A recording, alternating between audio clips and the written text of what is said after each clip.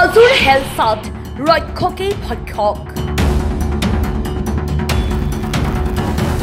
সৰু ভাতৃয়ে চুৰি কৰিলে জ্যেষ্ঠ ভাতৃৰ সম্পত্তি চিচিটিভিত আবদ্ধ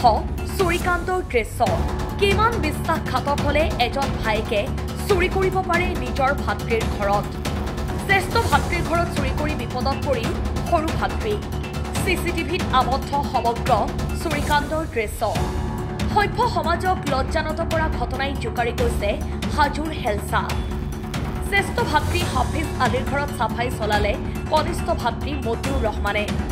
জ্যেষ্ঠ ভাতৃ ঘৰত নথকাৰ সময়ত সৰু ভাতৃ মতিউৰ ৰহমানে চুৰি কৰি নিলে ধন সোণৰ লগতে নথি পত্ৰ উল্লেখযোগ্য যে সৰু ভাতৃ মতিউৰ ৰহমানে আলমিৰা ভাঙি চুৰি কৰি নিলে সকলো সম্পত্তি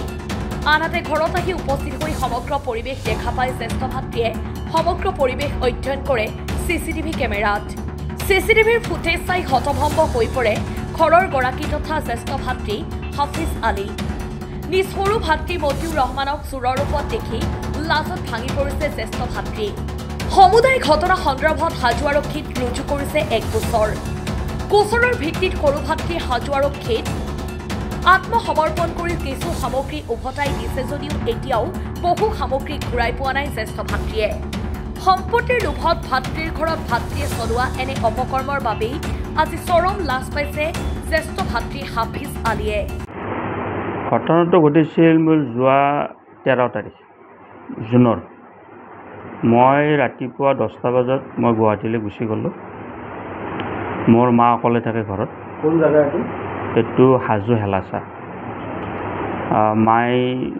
বৃদ্ধ 75 ইয়াৰ্ছ মই ৰেগুলাৰ আহি আছোঁ গুৱাহাটীৰ পৰা সেইদিনাও মোৰ ৰাতি অহাৰ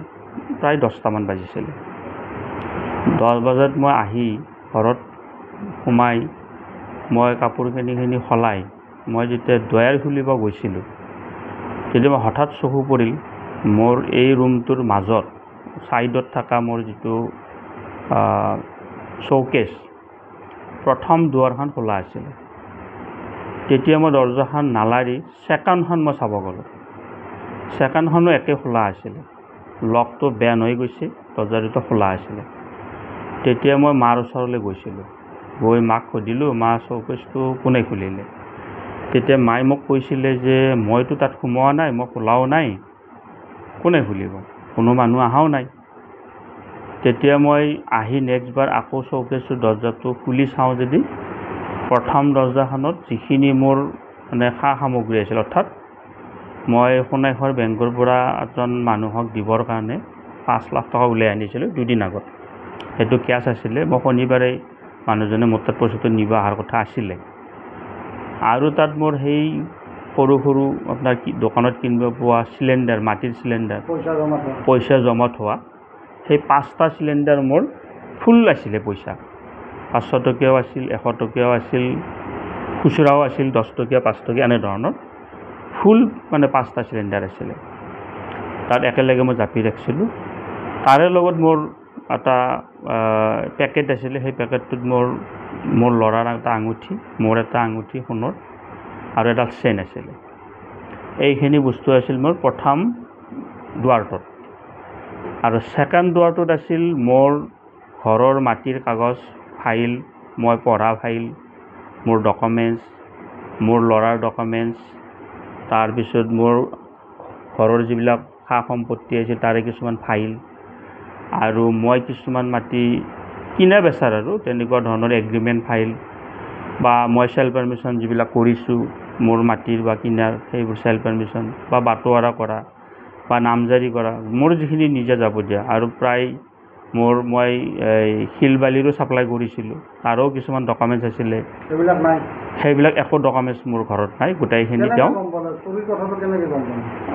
মই প্ৰথম যেতিয়া আহি দৰ্জা খুলি চালোঁ তাৰপিছত মই চিচি কেমেৰা অন কৰিলোঁ মোৰ ওচৰ পাজৰৰ মানুহ আহিল হাল্লা হ'ল এই চিচি কেমেৰা যেতিয়া মই অন কৰিছিলোঁ চিচি কেমেৰাত মই দেখিলোঁ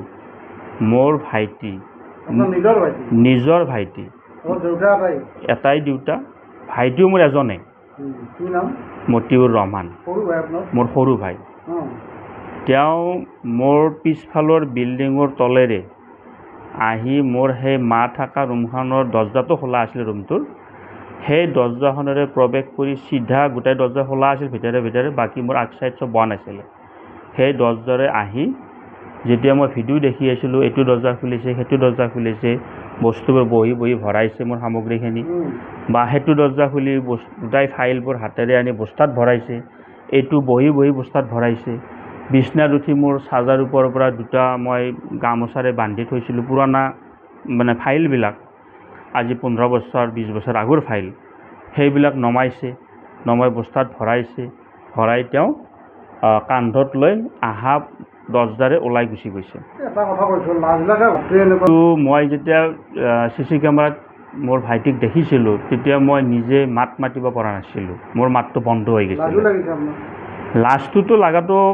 স্বাভাৱিক বা মই মানুহৰ ওচৰত মুখখন কেনেকৈ ওলাম মোৰ নিজৰ ভাইটি এনেধৰণে যেতিয়া চুৰিকাণ্ড কৰিলে মোৰ ঘৰত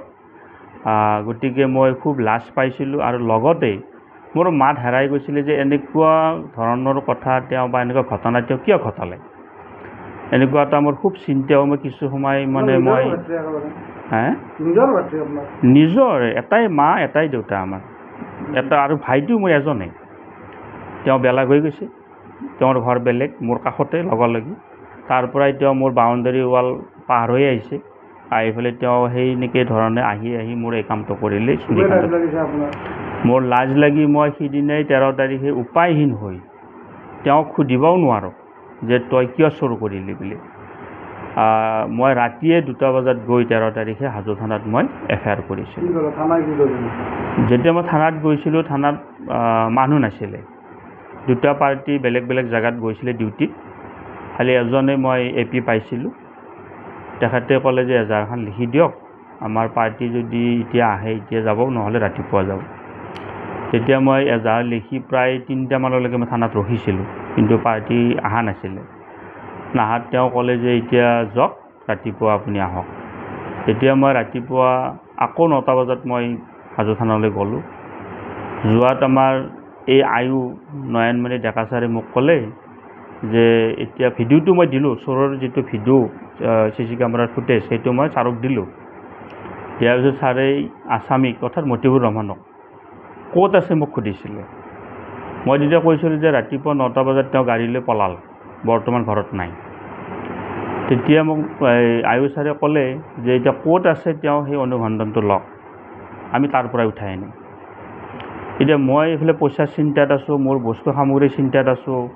এইফালে মই এতিয়া আছামিও বিচাৰিব লগা হ'ল তেতিয়া মই বহুত চিন্তাত থাকি সেইদিনাৰ দিনটো গুচি গ'ল মই সেইদিনাখনে একো ধৰণৰ সুফল নাপালোঁ তৃতীয় দিনা আকৌ 15 তাৰিখে কেছটো ৰেজিষ্টাৰ কৰিলে ৰেজিষ্টাৰ কৰাৰ পিছত 16 তাৰিখে তেওঁ মতিউৰ ৰহমান মোৰ ভাতৃ তেওঁ নিজে চালেণ্ডাৰ কৰিলে থানাত হাজোৰ পৰা প্ৰাঞ্জল কলিতাৰ ৰিপৰ্ট অসম টাইম